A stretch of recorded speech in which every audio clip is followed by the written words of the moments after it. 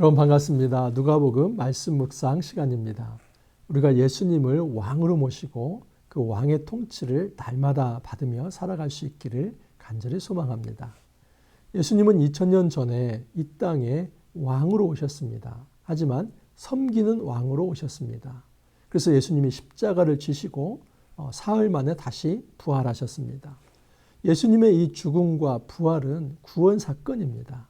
이 구원 사건을 통해서 하나님 나라가 이 땅에서 실제가 되었습니다. 하지만 하나님 나라는 완성되지 않았습니다. 지금도 여러분 하나님 나라가 완성된 게 아니라 진행 중에 있습니다. 이 하나님 나라는 예수님의 재림을 통해서 완성될 것입니다. 그러므로 예수님의 초림부터 재림까지를 살아가는 모든 사람은 예수님을 왕으로 모시는 하늘 백성입니다. 예수님의 왕적 통치를 받아들여야만 합니다. 만약에 예수님의 왕적 통치를 받지 않는다면 그 사람은 심판을 받을 수밖에 없습니다. 오늘 말씀 누가복음 19장 11절에서 27절 말씀입니다. 이 말씀은 특별히 문화 비유입니다. 이 문화 비유 쉬운 것 같지만 결코 쉽지 않습니다. 정말 깊이 들여다보면 매우 심오한 진리를 담고 있기 때문입니다. 이 문화 비유를 통해서 이 종말의 시대, 예수님의 초림부터 재림까지 이 기간을 살아가고 있는 이 우리가 어떻게 하늘 백성으로서 살아가야 할지 깊이 한번 생각해 보도록 하겠습니다. 11절 말씀입니다.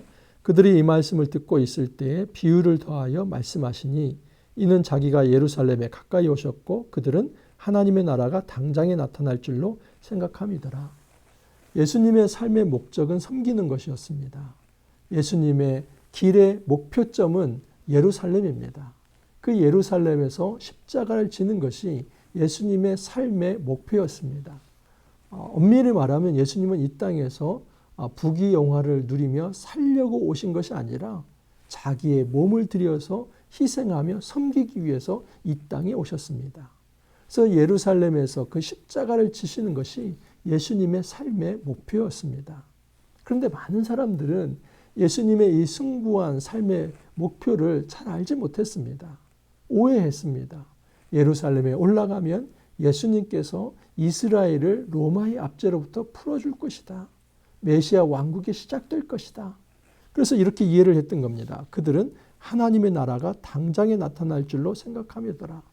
그들이 이해하는 하나님 나라는 예수님이 진정한 메시아가 되어서 이스라엘을 이 로마로부터 해방시키는 그런 정치적, 군사적 그런 하나님 나라입니다. 근데 예수님은 이것이 아니라는 것을 수정할 필요가 있었습니다. 그래서 한 가지 비유를 듭니다. 12절부터 14절입니다. 이르시되 어떤 귀인이 왕위를 받아가지고 오려고 먼 나라로 갈 때에 그 종 열을 불러 은화 열 문화를 주며 이르되 내가 돌아올 때까지 장사하라 하니라. 그런데 그 백성이 그를 미워하여 사자를 뒤로 보내어 이르되 우리는 이 사람이 우리의 왕됨을 원하지 아니하나이다 하였더라.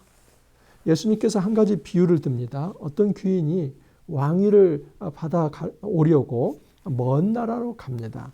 근데 그 먼 나라로 떠나기 전에 종 열을 불러서 은화 열 문화를 한 문화씩 나눠준다고 합니다. 그러면서 내가 돌아올 때까지 장사하라고 명령을 합니다. 그런데 그 중에 어떤 이들이 사자를 몰래 뒤로 보내어서 우리는 이 사람이 우리의 왕됨을 원하지 않는다. 그렇게 이제 사절단을 보내서 그런 얘기를 한 사람들이 있다는 겁니다. 여러분 굉장히 생경하고 또 생소한 비유입니다. 이게 무슨 얘기지? 근데 그 당시의 역사적 배경을 좀 설명을 드리면 이거 이해할 수 있습니다. BC 4세기, BC 4년입니다. 4년에 헤롯 대왕이 있었는데 그 헤롯 대왕이 죽게 됩니다. 죽게 되고 누가 왕이 되냐면 아켈라오가 왕위를 승계해서 받게 됩니다. 그런데 헤롯 대왕이 이 아켈라오를 지명해서 왕으로 세우는데 그 전에 이 유언장에는 안디바라는 이 이름을 써놓았었습니다. 그래서 아켈라오 입장에서는 이 안디바와 이제 그 어떤 경쟁 관계에 있었기 때문에 직접 로마로 가서 이 로마로부터 왕으로 인정받고 돌아와야만 이 어떤 정당성 또 권위가 세워지게 되었습니다. 그래서 아켈라오가 이 로마로 가는데 아켈라오와 반대 입장에 있던 이들, 그들이 이 유대인들입니다.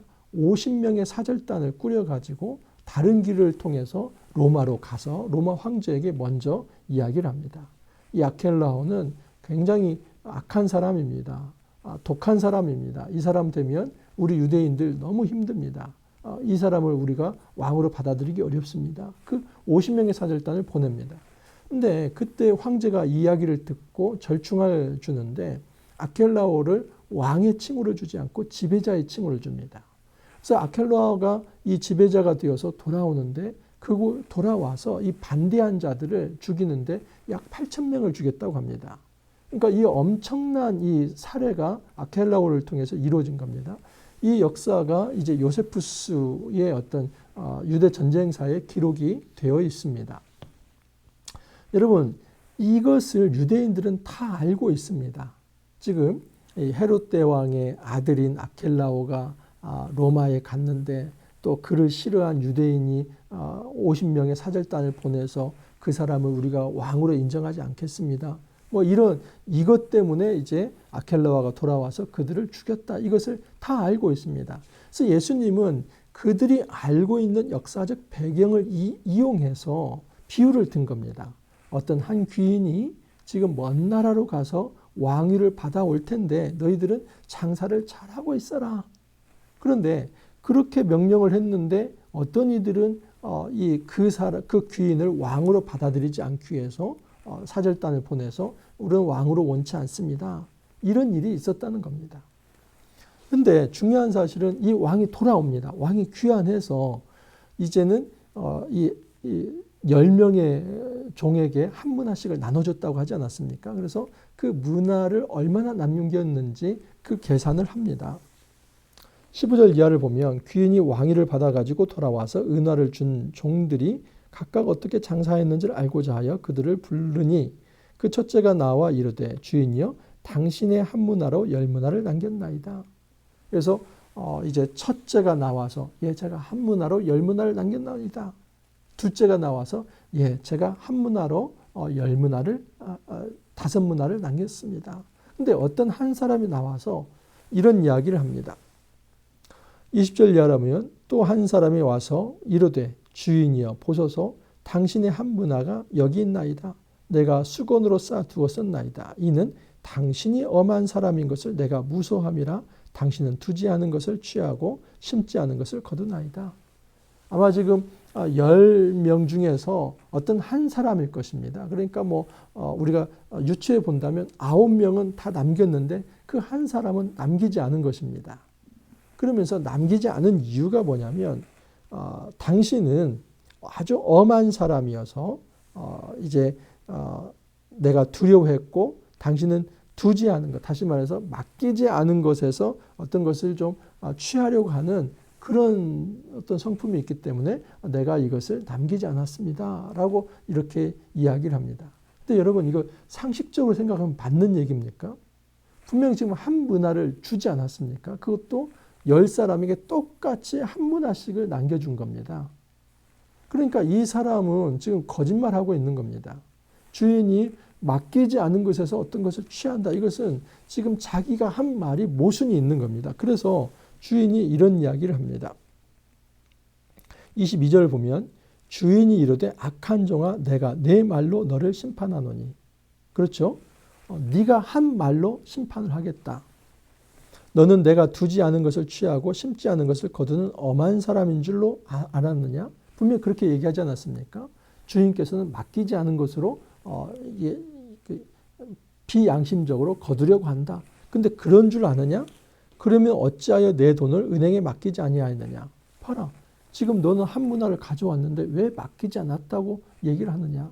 내가 너한테 한 문화를 주지 않았느냐? 그것을 차라리 은행에 맡겼다면 그리하였으면 내가 와서 그 이자와 함께 그 돈을 찾았으리라 하면서 그 한 문화를 그대로 가져오면서 남기지 않은 그 사람을 꾸중하십니다. 그리고 그 한 문화를 다른 그 10문화 있는 자에게 주었다라고 이야기를 합니다. 여러분, 이건 지금 달란트 비유하고는 좀 약간 성격이 다릅니다.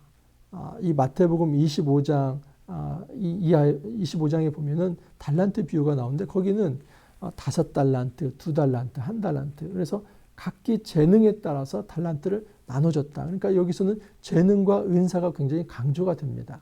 근데 여기 문화는 10명에게 각각 한 문화씩을 나눠줍니다. 그러니까 이것은 어떤 재능이 중요한 게 아닙니다. 그래서 한 문화로 예를 들어서 5문화를 남겼느냐 10문화를 남겼느냐 이게 중요한 게 아닙니다. 중요한 것은 뭐냐면 태도입니다. 그 태도가 악하냐 악하지 않느냐 그걸 따져보는데 이 한 문화를 그대로 수건에 싸서 가지고 왔다 하는 것은 굉장히 이 주인 보시기에 악한 겁니다. 왜냐하면 이렇게 이야기를 합니다. 27절을 보면 그리고 내가 왕됨을 원하지 아니하던 저 원수들을 이리로 끌어다가 내 앞에서 죽이라. 그러니까 지금 이 한 문화는 어떤 상징이냐면 이 주인이 왕 되는 것을 원치 않았기 때문에 이런 일을 했다는 것입니다. 반역이죠. 그러니까 단지 지금 한 문화를 가지고 수건에 그대로 가지고 온 사람은 어떤 능력이었거나 재능이었거나 이게 문제가 아니라 재능의 문제가 아니라 태도의 문제라는 것을 알 수 있습니다. 지금 이 한 문화를 그대로 가지고 온 사람은 다른 다른 사람처럼 분명히 재능이 있습니다. 그런데 이 사람은 태도가 문제입니다. 내가 당신을 왕으로 나는 인정하지 않기 때문에 당신이 하라고 한 대로 하지 않았습니다. 이 말을 한 것입니다. 그래서 지금 돌아온 주인, 돌아온 왕은 그 말씀의 통치를 받지 않는 그 사람을 죽였다고 이야기를 합니다. 자, 그러면 이 비유가 오늘날 우리에게 어떻게 적용이 되는가? 여러분, 예수님께서 십자가를 지시고 그 십자가를 지신 후 사흘 만에 부활합니다. 이 부활하신 사건은 예수님께서 사실은 왕으로 등극하시는 순간입니다. 그러니까 2000년 전에 이미 예수님은 왕이 되셨고 또 승천하시지 않습니까? 그리고 이 땅에 다시 재림을 하실 겁니다. 그러니까 예수님은 이미 왕으로 2000년 전에 이 땅에서 구원자로 우리 앞에 서셨고 그 구원을 완성하기 위해서 다시 재림 때에 오실 것입니다. 그러므로 우리가 이 말씀을 어떻게 이해를 해야 하냐면 그 당시의 사람들은 지금 예수님을 왕으로 받아들이지 않았기 때문에 심판을 당한 것이고 지금 우리 역시도 예수님을 왕으로 받아들이지 않는다면 심판을 받을 수밖에 없다는 말씀으로 이해를 해야만 합니다. 요약을 해보면 여러분 이 시대의 진정한 왕은 예수님이라는 것을 본문에서 가르쳐 줍니다. 그리고 우리에게 문화를 맡겨줍니다. 이 문화는 한 문화가 노동자 100일의 이 급료라고 합니다. 그러니까 한 3달치 정도 월급이라고 할까요? 그러면 한 대충 1,000만 원 정도 그렇게 생각을 할 수도 있을 것입니다. 여러분 이게 크다면 큰 돈이지만 달란트에 비하면 굉장히 적은 액수입니다. 달란트는 한 달란트가 6천 데나리온입니다. 그러니까 20년 봉급입니다. 1년을 한 3천만 원 연봉으로 친다면 한 6억 되는 돈입니다. 그러니까 이 한 달란트는 굉장히 큰 돈인데 한 문화는 거기에 비하면 그렇게 큰 돈이 아닙니다. 이게 무슨 얘기냐면 하나님께서 우리에게 맡기신 어떤 사명들이 우리가 볼 때는 굉장히 크게 보이지만 하나님 보실 때는 다 한 문화씩 그냥 균일하게 하나님 보시기에는 작은 것들입니다.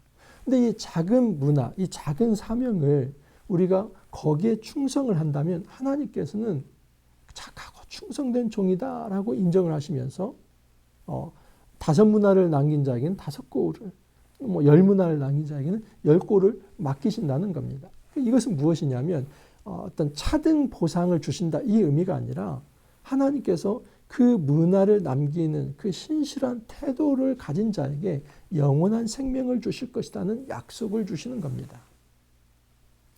우리에게 문화가 무엇인지 돌아보기를 바랍니다. 여기에서는 단지 재능과 은사 이것이 초점이 아니라 우리에게 주신 사명입니다. 이 한 문화는 모든 사람에게 있는 하나님 나라 비전이다라고 말할 수 있습니다. 물론 그 하나님 나라 비전을 구현하는 데 있어서 다양한 어떤 방식들과 또 방법들과 또 처지들과 환경들이 있을 것입니다. 어떤 사람은 목회자로서, 어떤 사람은 군인으로서, 어떤 사람은 교사로서, 어떤 사람은 회사원으로서, 어떤 사람은 이제 다른 일들로서 정말 모든 각양각처에서 살아가는 삶의 방식이 다 있습니다. 그런데 한 가지 중요한 것은 뭐냐면 우리가 평범한 사람으로 그냥 살아가는 게 아니라 기독교인은 하나님 나라의 사명을 이루는 한 문화를 맡은 자다 하는 것입니다. 우리가 어떤 직업을 가졌든지 어떤 일을 하든지 우리에게 있어서는 한 문화의 사명이 있습니다. 만약에 그 한 문화의 사명을 나는 예수님을 왕으로 인정하지 않기 때문에 내가 그것을 남기는 삶을 살지 않겠습니다. 하나님 나라의 사명을 이루는 삶을 살지 않겠습니다 하면 이것이 그냥 어떤 태만의 죄가 아니라 심판에 이르는 그 죽음에 이르는 죄라는 것을 알 수 있습니다. 매우 심각합니다. 여러분, 이 한문화의 비유 굉장히 심각한 사실 비유입니다.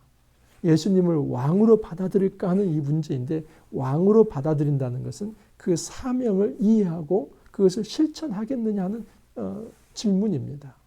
만약 그렇게 하지 않는다면 영원한 하나님 나라를 선물로 받을 수 없고 심판의 대상이 될 수밖에 없다는 이 엄위한 명령을 우리에게 주시는 것입니다. 우리가 안이한 생각하지 않기를 바랍니다. 예수님께서 먼 나라에 가셔서 언제 돌아오실지 모르니까 또는 내가 예수를 왕으로 나는 인정할 수 없다 생각하면서 이 나에게 맡겨주신 사명들을 소홀히 여긴다면 정말 비참한 생을 마감할 수밖에 없습니다. 여러분, 이 땅에서 우리가 정말 축복된 사람 되길 바랍니다. 이미 천국을 맛본 자로서 예수님을 왕으로 보시며 하늘 백성으로서 정말 우리에게 맡겨주신 한 문화, 그 소중한 사명을 잘 하나님 보시기에 이룸으로써 이 하나님 나라의 비전을 이루감으로써 하나님 앞에 착하고 충성된 종이라는 그 칭찬을 받을 수 있기를 간절히 소망합니다. 함께 기도합니다. 주님 감사합니다. 우리에게 한 문화를 똑같이 나누어 주셨습니다. 모든 사람들이 다양한 일을 하고 있지만 하나님께서는 이 하나님 나라의 비전이라는 동일한 비전들을 모두 각자에게 주셨습니다. 목회자로서 또 어떤 다른 직업으로서 살아간다 할지라도 모두 한 문화를 맡은 자들입니다. 주님, 우리가 예수 그리스도를 왕으로 모시면서 정말 우리에게 맡겨주신 이 사명을 거룩하게 잘 이룰 수 있도록 힘과 지혜와 능력을 허락하여 주옵소서. 저희들에게 신실한 마음을 주시고 성실함과 또 책임감 있는 마음을 주셔서 하나님 나라의 비전을 이 땅에서 아름답게 이루고 그로 인하여서 하나님이 주시는 그 칭찬, 착하고 충성된 종이라는 그 영예를 받아 누릴 수 있도록 주님 축복하여 주옵소서. 감사하고 예수님 이름으로 기도하옵나이다. 아멘. 여러분, 너무 수고 많습니다. 여러분 힘내시기 바랍니다. 오늘 하루도 주 안에서 힘내시고 내일 또 찾아뵙도록 하겠습니다. 감사합니다.